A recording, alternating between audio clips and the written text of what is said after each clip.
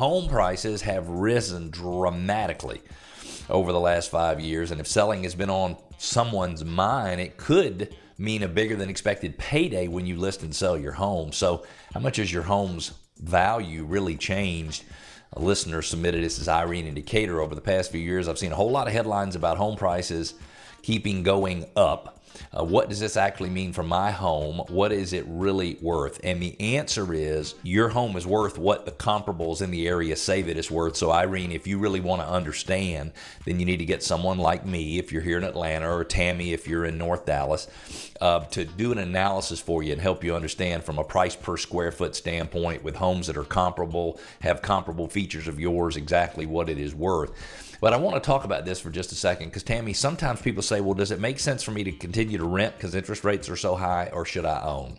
Mm-hmm. And in the first 2 months of this year that are not the strongest months of the year, prices have gone up between 4 and 5%, condos, townhomes, and single-family detached homes. Average sales price of $500,000, meaning a house right now today at $500,000 will be worth $5.25 and not $500,000. And so you can't save enough money on rent to offset not getting the appreciation for the home.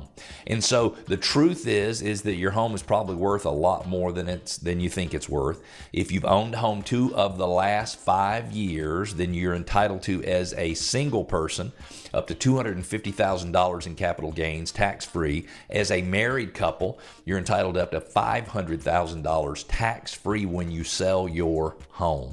So any other advice for people who don't really understand what the value of their property is? Any other tips or suggestions? I like the saying, nobody lives under a roof for free.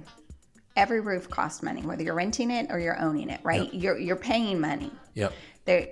Renting something doesn't mean that you're saving money because you're not owning a home, right? Because you're spending money. And I just, so like average rent $2,500 a month. Uh-huh. That's $30,000 a year, and that's a lot of money. Uh-huh.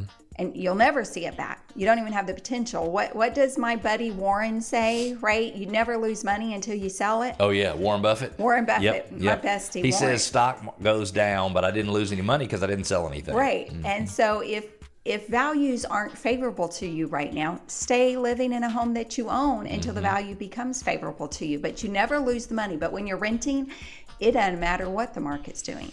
You're losing money every day of the year. And you and I are not saying everybody should buy instead of rent, because in many cases there are people who do not need to rent. They're not going to, do not need to own. They're not going to be in the place at the right time. Their budget is just stretched to the max, and you don't want to get yourself house poor.